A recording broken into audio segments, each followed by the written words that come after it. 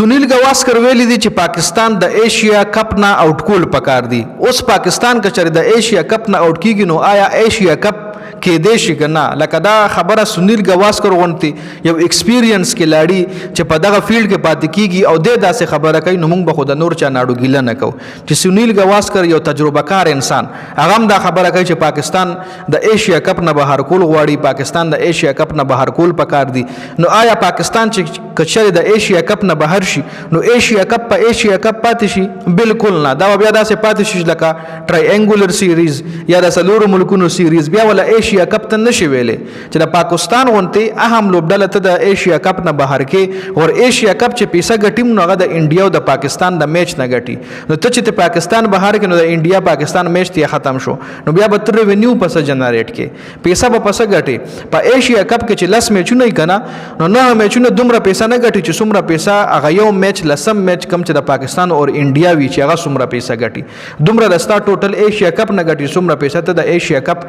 په یو میچ ګټل شي. تیر شوی ایشیا کپ کې تاسو لرئ چې د پاکستان پکې 2 میچونه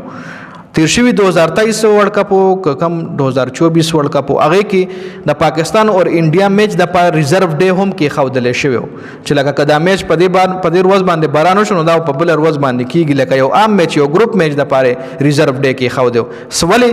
چې ټوله پیسه دغلته انویسټ شوی و، براډکاسټر ټوله پیسه هم دغه ځکه لګولې و، ایډورټایزرز ټوله پیسه د پاکستان او انډیا په میچ لګولې و، او چې کله انډیا او پاکستان میچ ني نو بیا براډکاسټر بلیونی دی چې پیسه لګي، بیا به تا خپل پیسه غواړي. نو هغه ټایم کې آی سی سی ویچ کوسچر د انډیا او پاکستان میچ نه کیږي یا باران په وجه ملتوي کیږي، براډکاسټر ایډورټایزرز به موږ نه پیسه واپس اخلي، نو هغه د په ریزرو ډے کې خودو. نو اوس ته د ایشیا کپ نه بیا څنګه چې د ایشیا په آی سی سی ټورنامنت کې د انډیا او د پاکستان دومره غټه ویلیو ده، نو ایشیا کپ خو ټول د پاکستان او انډیا په میچ باندې رواني. که چېرې ته پاکستان بهر کې نو ایشیا کپ په انډیا او سریلانکا او افغانستان یا نیپال بوتان او دغه لوبډلې کوي، یو ای ای عمان دغه لوبډلې به ایشیا کپ کوي، بلې خو بیا سور پاتې نشو. نو د ایشیا کپ چې څومره هم کریز دی یا ډیماند دی یا ویوز دی یا ریونیو ده هغه ټول د پاکستان او د انډیا میچ نه چار پیره ده. که چېرې دغه میچ پکې نه وي یا د پاکستان لوبډله ته بهر شي یا د انډیا لوبډله ته بهر شي نو ایشیا کپ کې نه براډکاسټر انویسټمنټ کوي،